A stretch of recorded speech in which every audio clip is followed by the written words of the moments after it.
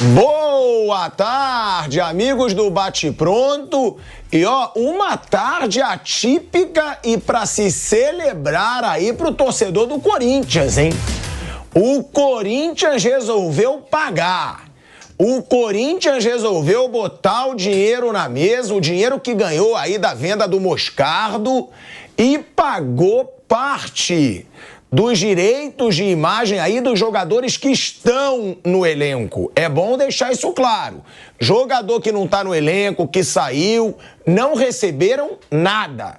Mas os jogadores do elenco recebem os direitos de imagem de 2023.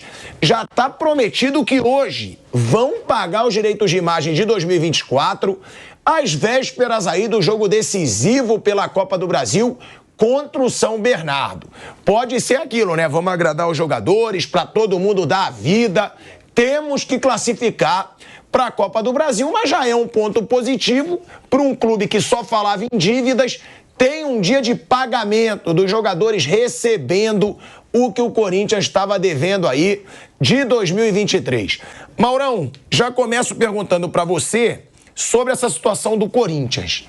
Por que o Corinthians ele resolveu pagar parte dos direitos de imagem de jogadores do elenco? O Corinthians pagou um valor milionário aos jogadores nessa terça-feira, referente a direitos de imagem de 2023, que estavam atrasados. O clube, como eu disse aqui no início, ainda prometeu quitar as pendências referentes a 2024. Agora, Mauro, vale deixar claro que é para os jogadores que estão no clube. Os que saíram, que tem uma dívida gigante, nada foi pago. A imagem, né, de direitos de imagem, o Corinthians reduz uma dívida que era de 100 milhões de reais aproximadamente para 80 milhões. Já é um passo, Mauro, ou muito pouco ainda para o que essa diretoria vai ter que fazer? É um ânimo também para esse jogo contra o São Bernardo? Você acha que tem a ver com isso? Ó, não pode ser eliminado. Sabe o que eu acho? Vou agora dar uma cornetada no roteiro do programa. Pode cornetar o que você quiser. O Flávio vai concordar comigo. Pode cornetar. O Bruno não vai falar nada porque o Bruno é muito elegante. Comigo, vai soltar o pau na barraca também. Por que eu estamos falando do Corinthians? Porque ele fez uma parte da sua obrigação, que é pagar salário. Isso é parte da obrigação, nem toda a obrigação, porque está devendo ainda, não é isso que você falou? Você está certo. Jogadores. Isso é só obrigação. Então vamos dar uma manchete. Atenção, senhoras. O Palmeiras pagou o salário do mês. Em dia. Aí, notícia, né? Leila Pereira já assinou o cheque, todo mundo recebeu. Legal. No Flamengo, Landim acaba de assinar ali a folha de pagamento, Tostes, né, que é o financeiro. A grana está na conta. Gabigol já recebeu o salário, mesmo machucado. Então, sabe, isso que deveria ser notícia. Flamengo não atrasa salário há 11 anos. Palmeiras não atrasa salário também há não sei quanto tempo. Isso aí é obrigação, gente. Isso é obrigação, isso é agenda positiva. Estamos embarcando, cuidado, estamos embarcando na agenda positiva. Olha, o Corinthians pagou.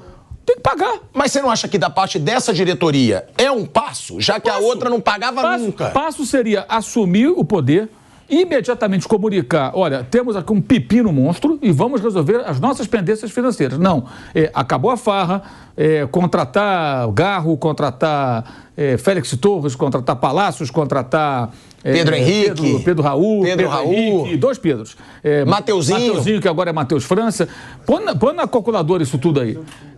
Eles assumiram, eles criaram novas dívidas, porque são jogadores que têm que ser pagos ainda, né? São pagamentos parcelados. Aí seria legal. Vamos zerar a pedra aqui, vamos organizar essa bagunça, pagar o que a gente deve de curto prazo, especialmente os nossos jogadores e funcionários, que eventualmente tenham algo a receber. Os ex-jogadores também, que serviram o clube e agora estão em outros lugares ou pararam de jogar, sei lá, e têm direito a receber também aquilo que... Porque trabalharam, tem que receber. Aí seria legal. Mas não, primeiro, acabou a farra, não sei o quê, quero trazer o Gabigol e tal, né? O Garro não, o outro lá, o Igor Coronado. Aí o próprio clube revela, entre comissões, salário, luvas e tal, 2 milhões por mês. Pô, 2 milhões por mês. Um jogador que nem sabe como joga. Vai dizer que o diretor de futebol do Corinthians conhece profundamente como joga. Eu não sabia que era o Zubeldia. Achava que era um jogador. Vai saber quem é o Igor Coronado em todas as suas características. Então isso aí é mais... Isso não é manchete, gente. Para mim não é manchete. Para mim isso é canto, como diz antigamente no jornal, é nota de pé de página. O Corinthians pagou parte dos salários e tal. E acabou. E o Corinthians está eliminado do Campeonato Paulista, não está disputando nada. Quem vai jogar é o Palmeiras, quem vai jogar é o São Paulo, quem vai jogar é o Santos, quem vai jogar é a Inter de Limeira. Não é o Corinthians. E fora os outros times dos outros estados também que vão jogar aí pelo Campeonato Estadual. O Corinthians, aliás, está fora da Copa do Brasil ano que vem, certo, Bruno? Certo, por enquanto sim. Vai ter que classificar para a Libertadores. Como diria o Apolinho, vai ter que capinar sentado para arrumar uma vaga na Copa do Brasil do ano que vem. Então, é isso. Essa é a notícia do Corinthians. É a crise que continua. Isso aí é uma obrigação, cara. Pagou salário. No cenário do futebol brasileiro, a manchete deveria ser essa. Todo mês, então. Os clubes que pagam em dia. Atlético Paranaense paga em dia, Cuiabá paga em dia. Tem outros aí que fazem. O Fortaleza, lá do Marcelo Paz, que paga em dia, faz tudo direitinho, bacana. Esses é que mereciam manchete. Isso aí não, cara. Então, para pagar alguma coisa tem que pagar. E detalhe. Mas não pode ser também uma notícia para motivação desse grupo? Os caras receberam. Exato. É isso, né? Aí você paga os jogadores e tudo, perto de um jogo que é fundamental, né? Que só falta ser eliminado de mais uma competição em 2 meses e pouco. Aí E que é na casa do São Bernardo, né? É um jogo dificílimo pro Corinthians. Não, é fio desencapado isso aí, é complicado.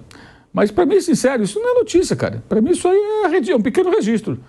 Mas pagou, até que enfim pagou. Deveria pagar sempre, né? E mais, quando o Moscardo bateu e voltou pelo problema no pé, qual foi a posição do clube, divulgada publicamente pelas vozes oficiais do clube, pelos dirigentes? Não, então não vendemos mais, tudo bem, ele volta. Eu falei aqui, não tem condições de dizer isso não, amigo. Fala, por favor, leva, vamos negociar aqui e tal, trata do pezinho do menino, vocês ficam com ele. Aí depois chegaram num acordo, que é o que tinha que buscar, porque tem que vender. Como o Beraldo, você acha que São Paulo tinha condições de falar não? Tinha que vender o Beraldo. Não tem como não vender. Precisa vender. E o Fluminense, por exemplo, não vende o André porque não tem proposta. Propostas pelo André são só no mundo da imaginação. Né? Dizem que teve uma proposta no passado que recusaram. Por que não voltou agora a proposta? Até agora não voltou. Né? Até hoje não voltou. E ele agora é jogador de seleção, coisa que ele não era até antes do Diniz. Ele passou a ser convocado regularmente, agora continua. Então, mas se aparecer, vende correndo, precisa vender o Nino. Esses clubes precisam vender. Quem não precisa vender somos de sempre. Palmeiras, Flamengo, mais um ou outro, Atlético Paranaense, que tem condições de falar, não vendo por esse valor, quero mais. Se for uma proposta realmente boa, eu vendo. Esses têm condições de bancar. O Corinthians, o São Paulo, o Fluminense, esses outros, não. Apareceu uma proposta boa, vende correndo, dá graças a Deus. E é isso, essa é a realidade do clube. Agora, Mauro, já com você ainda, né? E também pro Flávio, que você falou que deve concordar com você e deve mesmo. Concordo. A situação, o que eu digo é o seguinte, porque sempre a gente critica aqui, eu inclusive, a dívida do Corinthians, que ele tá gastando, ele prometeu que ele ia gastar menos, que ele ia enxugar a folha salarial, não fez. Foi criticado, tem que ser criticado. Foi fanfarrão quando chegou, foi criticado. Mas é que eu acho que é um passo que pode mostrar que esse cara abriu o olho. Não dá pra eu fazer o mesmo papelão. Isso aí...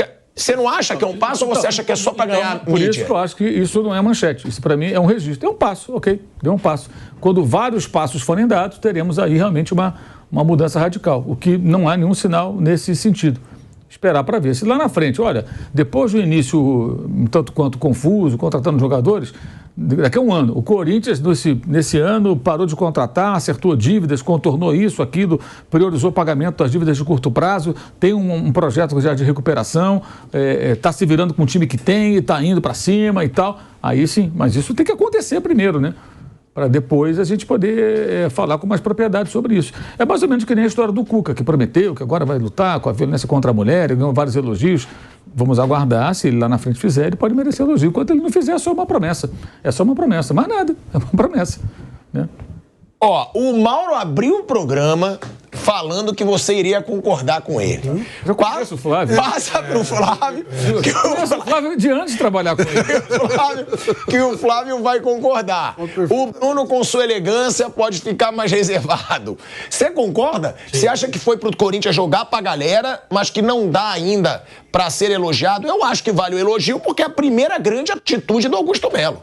O Augusto Melo chegou falando muito, o diretor de futebol dele falou, vice de futebol, que a farra tinha acabado. Contrataram adoidado, gastaram e tinham que ser criticados. Agora, eu acho que vale o reconhecimento que é a primeira. O cara agora, depois de 3 meses, em março, ele faz uma coisa que tem a ver com o que ele tinha prometido.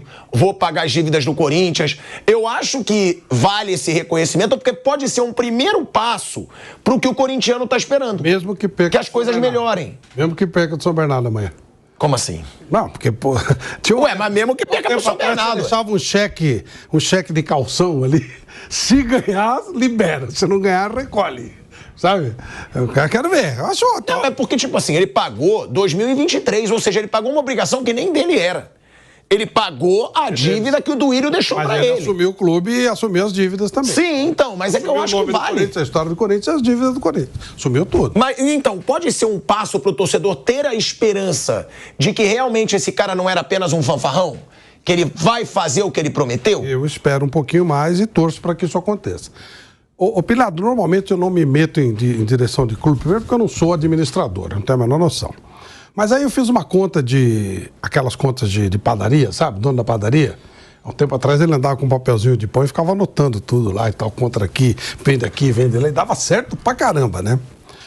Eu li aí que o Corinthians recebeu uma proposta para assinar o contrato de televisão, direito de televisão, por 5 anos. E a proposta que ele já tem é de 240 milhões por ano. Ok? 240 milhões por ano. Foi o que eu li aí. 5 anos dá 1,5 milhão, mais ou menos. É isso? 1,2 milhão, 1,3 milhão. Mas é claro, essa é a primeira proposta. Com chorinho e tal, você chega em 1,5 milhão. O Corinthians não está devendo mais ou menos isso? Talvez um pouquinho mais?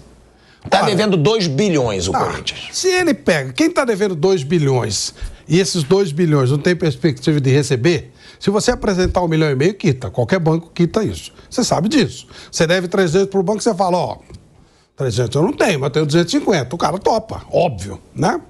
Ah, mas vai receber ano a ano. O cara topa também. Sabe, tipo assim, o banco deve X para essa caneca aqui, ó. O Corinthians deve X para essa caneca aqui. Ele só vai pagar, a caneca não vai receber. Sabe que não vai receber. R$1.000, mas não vai receber. Ele fala assim, olha, eu tenho dinheiro para entrar aí, são 5 anos, eu vou te pagar, te devo 100, eu te dou 20 por ano. 200 por ano. Né? 200, no final de 5 anos você tem os seus 1.000. Até porque deve ter correção, você corrige junto. Se o Corinthians quiser quitar a dívida, ele tem agora uma grande oportunidade. O que ele não pode é pegar esse dinheiro e comprar mais jogadores. Se ele quiser quitar, uma grande oportunidade. Foi exatamente o que o Paulo Nobre fez. O Palmeiras tinha dívidas, ele foi a um banco, pegou dinheiro, quitou todas as dívidas. E aí começou, inclusive ele pegou um valor no nome dele, porque ele tinha mais crédito do que o Palmeiras, começou a quitar a dívida e o clube foi pagando para ele. Então é isso. O Corinthians tem uma enorme oportunidade para quitar e ficar muito perto disso. Aí deve ter algum economista vendo e falando, você está falando bobagem, não é assim que funciona. Tá, eu vou admitir, eu não sou economista, não sei como é que funciona. Só na minha cabeça, se eu devo 2 bi e vou receber 1,5 bi, eu vou tentar chamar os meus credores e falar, escuta, dá para ser 1,5 bi e a gente vai pagando em 5 anos? 99% vai topar. Ou é isso ou é nada, porque não tem o que fazer. Uma boa oportunidade, né? Em vez de ficar pingadinho, chega até no Rojas, lá no que foi embora. Quanto é a dívida dele? 40 milhões, não é? Não, ele pede 40 milhões. Tá bom, mas não sei se a justiça vai... Vamos supor que seja, 40 milhões. Escuta, eu te pago 10 milhões por mês, 4 anos. Por ano, desculpe, 10 milhões por ano. Você acha que os caras não pegam? Correndo, com as 2 mãos. Claro, com a correção que ele vai ter também no valor da entrada de dinheiro do direito de televisão. Se tiver boa vontade, o senhor Augusto está com boa vontade, eu vejo grosseiramente, sem ser economista, sem ser administrador, uma boa possibilidade do Corinthians ter um caixa suficiente para começar a acertar a vida dele. E a outra opção, você pega esse dinheiro e começa a comprar um monte de jogadores. E aí a sua dívida de 2 passa para 4. Aí é a opção do Corinthians. Como é que ele vai viver? A renda do estádio passa a ser dele, ele tem patrocínios, ele tem um nome importante, né? Dá para você fazer. Isso é ser administrador. É uma boa oportunidade, a grosso modo, de novo. Bom, a gente tem que falar também, né, que o Corinthians, ele prevê um faturamento de 935 milhões de reais nesse ano, hein? 935 milhões de reais. Agora, volta a imagem pra cá rapidinho, Kaique. Volta a imagem pra cá rapidinho, que a gente tem que dar os parabéns hoje pro nosso velho Vamp. Hoje é aniversário do velho Vamp, 50 anos, hein? Velho Vamp fazendo aí cinquentão, ídolo aí pra todos nós, irmão que eu fiz aqui em São Paulo. Então, os parabéns aqui de todo mundo do esporte da Jovem Pan pra esse cara, né? Que é um espetáculo com todos nós. Velho Vamp, parabéns, meu irmão. Tudo de melhor pra você e pra tua família. Bruno Prado, falando sobre essa situação, o Velho Vamp que tá lá em Nazaré das Farinhas, na terra dele. Ontem eu liguei pra ele, ele não atendeu, me retornou falando: desculpa, Tico, eu tava jogando dominó. Velho Vamp tava jogando dominó em Nazaré das Farinhas.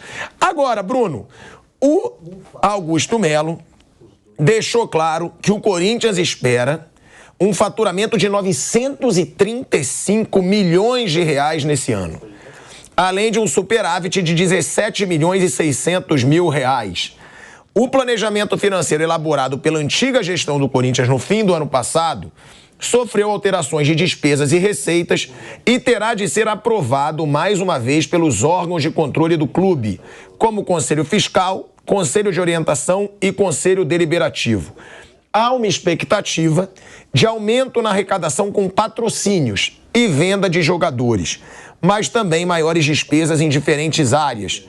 Em relação à colocação nos campeonatos, a previsão segue conservadora. 8ª de final da Copa do Brasil e na Sul-Americana e 7º lugar no Brasileirão. Isso já é um passo, né? Essa humildade. É o Corinthians não imaginando aí no seu orçamento chegar em final. Pode ser que chegue, mas tendo essa previsão de 935 milhões. E aí, o que esperar do Corinthians? Porque começou tudo muito mal. Será que agora abriram o olho ou é só um espetáculo para o torcedor ver e depois tudo vai voltar ao que era antes?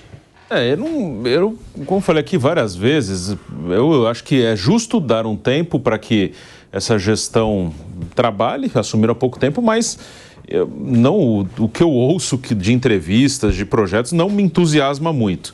Ano passado a arrecadação foi 800 milhões, 800 e pouco, agora não lembro exatamente quanto, mas foi mais de 800 milhões. Tem um novo patrocinador, aumentou, também teve a multa com o anterior, mas tem um aumento no patrocínio. O desempenho em campeonato aí depende muito das circunstâncias. No Paulista, por exemplo, com certeza a projeção não era ser eliminado na primeira fase, já foi uma coisa ruim. E venda de jogador é uma variável, até dentro disso aí de pagar os jogadores que estão lá com a venda do Moscardo, para quem está lá é ótimo, o cara quer receber, o cara não quer saber como vem, como não vem, ele quer receber, né? Então, para os jogadores é ótimo, eles tinham um dinheiro para receber e receberam, então com certeza eles ficaram bem contentes com isso. Mas a venda de jogador não é uma coisa que você vai contar sempre, é uma coisa que pode acontecer ou não. O Corinthians vendeu o Moscardo por um valor bem alto lá para o Paris Saint-Germain, cerca de 100 milhões de reais, e claro, vai usar isso para pelo menos pagar os jogadores que estão ali, isso é bom. Mas a venda de jogador é uma coisa variável, não é uma receita que você vai ter sempre. Então isso ainda tem um passo longo aí para o Corinthians ter uma receita sempre, assim, de todo mês. E assim, o equilíbrio, receita tem. Equilíbrio de receita, dívida, que é uma coisa que é um desafio grande para essa gestão que ainda está longe. De venda, o Moscardo vendeu.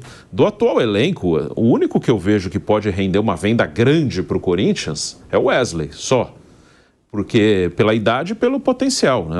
As vendas grandes hoje, principalmente para a Europa, são de jogadores bem jovens, né? O Moscardo estreou no profissional com 17 anos, né? Agora ele tem 18, né? O Moscardo era bem novo e o Wesley tem 18 também. E é um menino bom driblador, está fazendo gol, melhorou muito na finalização, hoje é o melhor atacante do Corinthians.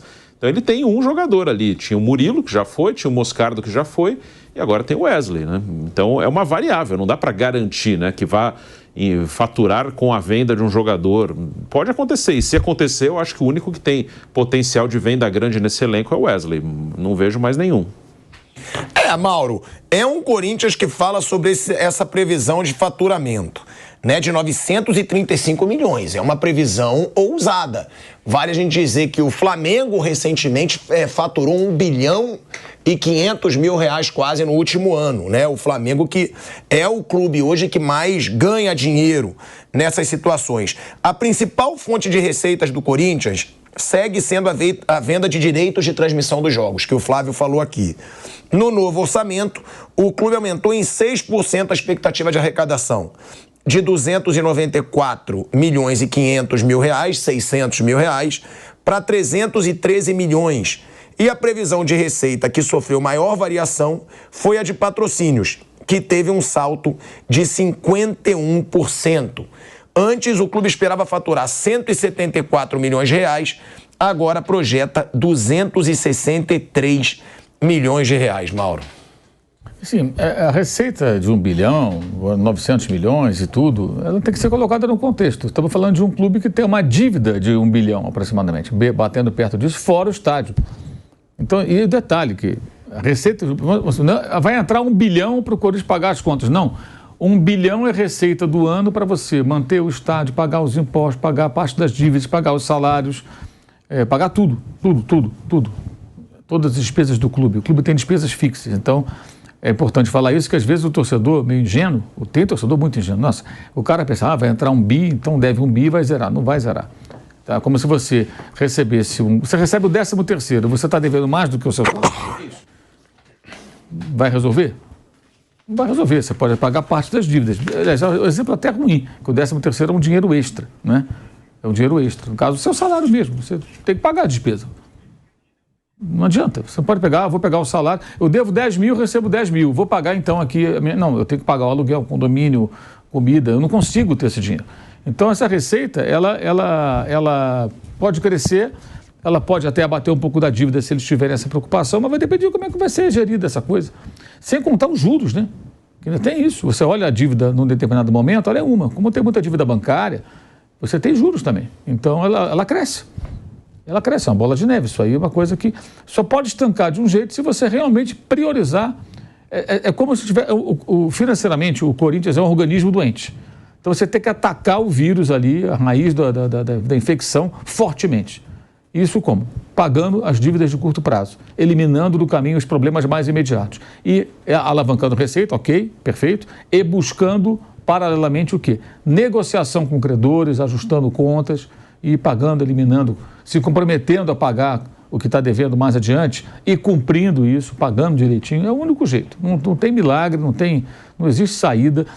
Bobagem essa coisa de, tem que ter um time forte para ganhar, para ter premiação. A premiação não cobre as despesas nem fixas, às vezes, da montagem, um elenco caro. E até quando vai se trabalhar assim? Contando com possíveis resultados esportivos para ter premiação e com isso pagar alguma coisa. Não dá. Isso é uma roleta, cara. Aliás, se faz isso no Brasil há muito tempo, né? Nos clubes de futebol. A gente segue aqui no YouTube, Flávio Prado, para falar sobre essa situação do Corinthians. Por quê?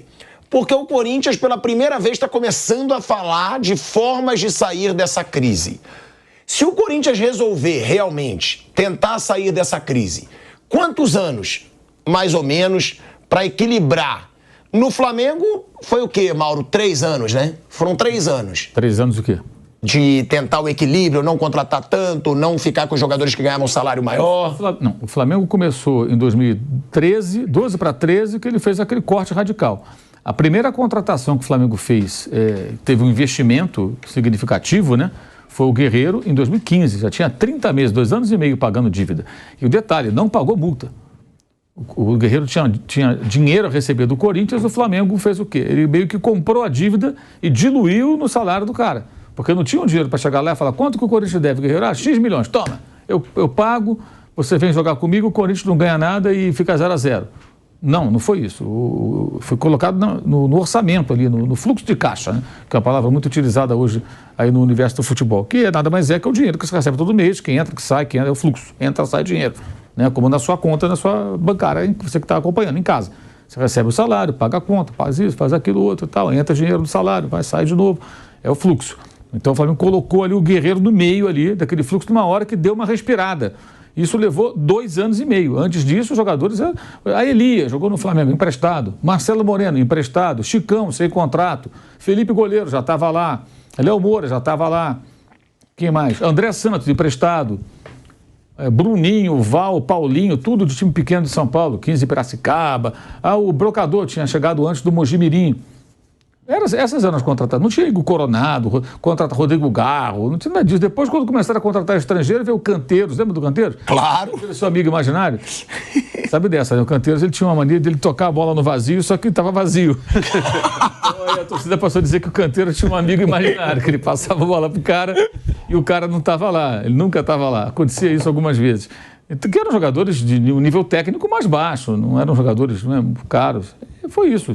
Agora, até começar a ganhar de novo, até começar a competir, quando até surpreendentemente brigou pelo título brasileiro, que não era nem esse o plano, foi em 16. Quer dizer, aí 12, 13, 14, 15, 16. Foi no quarto ano. Aí em 17 foi aquele fiasco, né? Uma péssima gestão do futebol, que aí começou a ter o time um pouco mais encorpado. Em 16 chegou o Diego Ribas, também chegou sem contrato. Everton Ribeiro depois, né? Aí em 17 aí teve a primeira contratação mais pesada. Teve antes o Marcelo Cirino, mas não foi tão caro. Mas em 17, sim, o Everton Ribeiro custou 6,5 milhões de euros, 7, uma coisa em torno disso.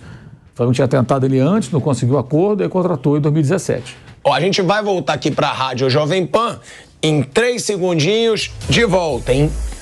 De volta à Rádio Jovem Pan, agora na rádio e no YouTube. Mauro, quer concluir? Então, aí 18 contrataram o Vitinho, né? Aí começaram essas contratações pagando multas altas, né? O Flamengo começou, mas isso foi 17 para 18. Então vamos lá, 13, 14, 15, 16, 17. No quinto ano o Flamengo fez uma aquisição mais cara, que foi Everton Ribeiro, e um tiro certeiro, jogador testado e aprovado no futebol brasileiro, no Coritiba, no Cruzeiro, começou no Corinthians, né? E que entrou para a história do clube, né? O cara ganhou vários títulos pelo clube.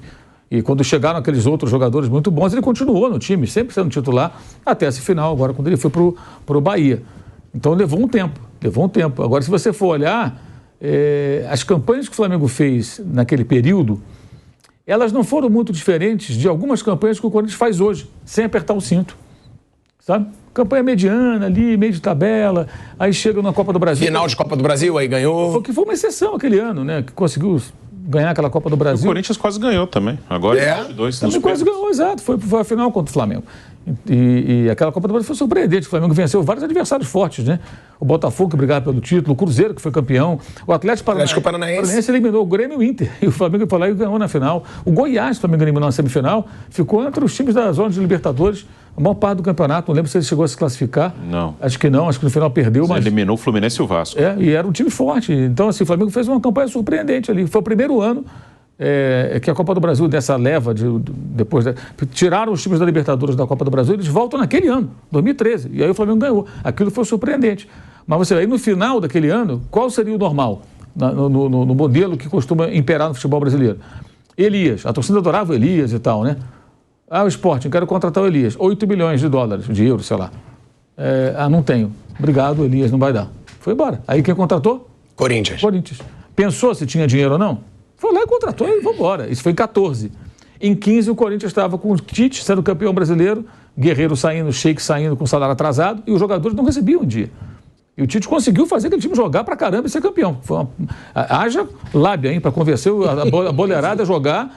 E os caras davam entrevista, eles vinham aqui, iam nos lugares, na rádio, televisão, internet, e falavam.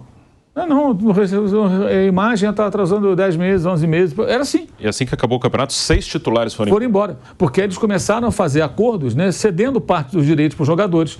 Aí vieram os chineses, né? Estava a bolha chinesa. A frase do Roberto de Andrade, então presidente do Corinthians, viva na memória do torcedor. Ele chega e fala assim: os chineses vêm aqui e nem procuram o Corinthians. Eles pegam e levam os nossos jogadores, claro. O chinês chegava, quanto é a multa? A multa era baixa. Porque o jogador tinha direitos, já um percentual grande dos direitos sobre ele. Então, o que restava? O Corinthians era pequeno. Então, o chinês perguntava para o empresário do jogador: quanto eu tenho que pagar para tirar o Ralf do Corinthians? 2 milhões de dólares. Tranquilo. Quanto o Ralf quer ganhar? É tanto assim, beleza, temos um acordo. Luvas, salário, Ralf, vem jogar aqui, eu topo. Deposita 2 milhões para o Corinthians e acabou. Estou dando um exemplo, não sei se Sim, foi o Paulinho. Mas era valores de baixo. Paulinho, Renato Augusto, Gil. Todo mundo foi saindo. E por que não falavam? Não precisava negociar. Era como se fosse os chineses chegavam no Corinthians como quem chega numa loja em liquidação, com produtos assim custando menos da metade do preço. Você chega lá e compra, pega e compra.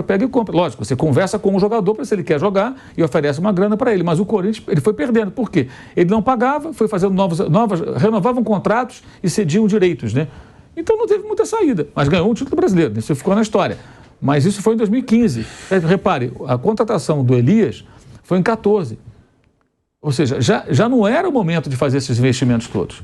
E o Flamengo fez o contrário, ele abriu mão de um jogador, não só o Elias foi embora, o Marcelo Moreno, que foi reserva do Brocador, não ficou, estava emprestado, o André Santos foi embora para o Arsenal, que ele era do time inglês. Os caras não ficavam. E lógico que tinha gente que reclamava, tinha parte da torcida que reclamava, pô, por que não vai ficar? Eu falei, não tem dinheiro, cara, não tinha grana. É difícil, mas assim, eu sempre falo isso, um clube como o Corinthians, com a torcida que tem, cara, eu não tenho a menor dúvida que o Corinthians se recuperaria em 4, 5 anos e estaria de novo bombando. Eu acho que hoje, Mauro, até menos, porque hoje se faz mais dinheiro, né? Eu sei que a dívida é maior, mas hoje se faz muito dinheiro. Talvez até mais rapidamente, porque o Flamengo tinha uma receita de 200 milhões e tinha uma dívida de 750 milhões, quer dizer, quatro vezes mais. Hoje a dívida do Corinthians não é 4 vezes mais do que ele fatura. Ele faturou 800 e tanto, 88, 16, 32. Não deve 3 bilhões e 200, mesmo com o estádio. Que sejam 2 bilhões a dívida do Corinthians, né? Ela é o dobro mais um pouco. O Flamengo tinha 4 vezes mais quase. Quer dizer, de fato. E tem outra coisa, quando você deve a muita gente, se você deve 100 para determinada empresa, você chega lá com uma proposta, de repente você faz um acordo, né? Olha, eu vou te pagar em tantas vezes, você me dá um desconto. Tanto. O cara muitas vezes aceita, porque você não recebe nunca. É melhor receber um pouco menos ou abrir mão dos juros que teria direito. Tudo é negociável quando você tem a disposição para pagar. E no caso específico, sendo uma diretoria nova, isso é importante. O sujeito tem condições de falar, olha, eu estou chegando agora, eu não tenho nada a ver com o que fizeram antes, eu quero te pagar. Vamos negociar? Você acha que o credor não vai negociar? Claro que vai, ele quer a grana, ele quer o dinheiro, pô. Eu não estou recebendo mesmo. Vamos lá, vamos negociar. Olha, eu não tenho 100, eu tenho 70. 70 não dá. Vamos fechar em 80? Eu te pago 20, 20, 20, 20. Beleza, fechou. Eu já sei que eu vou receber 80 desse cara. Não estava recebendo nada. E às vezes para o cara é interessante, porque esses 100 muitas vezes é por conta de juros absurdos que foram correndo. Então ele não está tomando um prejuízo também absurdo que está recebendo 80. Mas aí outra coisa, quando você faz isso, no caso do clube de futebol, uma empresa, você está mandando uma mensagem para o mercado. Olha só, esses caras estão organizando a casa. É uma nova gestão. Eu lembro até que na época teve uma montadora que patrocinou o Flamengo, né? Aquilo foi interferência de dirigente que procurou pessoas, assim, amizade pessoal. Falou assim, olha, pô, por que eles não patrocinam o Flamengo? Futebol, complicado, né? Então, Flamengo, aquela confusão. Não, mas agora não estamos lá, tá eu, fulano, ciclano, está mudando, estamos arrumando a casa. Aí aceitaram, patrocinaram durante um determinado período. Que é um bom negócio. Patrocinar a camisa de futebol, a divulgação da marca institucional, um ótimo negócio. Pergunta para o pessoal da Crefisa se não é. Eles sempre falam isso e é verdade. Se você pegar, a Crefisa fazia mídia pra caramba, patrocinava o Jornal Nacional, Carnaval do Rio, aquele logo lá atrás, já tinha isso. E ela, quando entra no Palmeiras, a marca fica muito mais fortalecida. É claro que não basta você colocar só na camisa, você tem que fazer divulgação para as pessoas saberem qual o produto que essa empresa oferece, o serviço que ela oferece, né? Mas cresceu barbaridade. Isso, o dono da empresa lá, o marido da Leila, uma vez eu entrevistei em 2016 ou 2017, ele me falou isso. Ele falou, é um grande negócio, eu não sei por que outras empresas não fazem. Ele falou, a nossa marca cresceu muito com o Palmeiras. Ele falou, eu pago mais, na época ele falou, pago mais do que o mercado pratica, assim, um dinheiro é meu, o Palmeiras é meu time, eu quero pagar e dane-se. Mas vale a pena. Ele falou, e falou em outras entrevistas, vale a pena.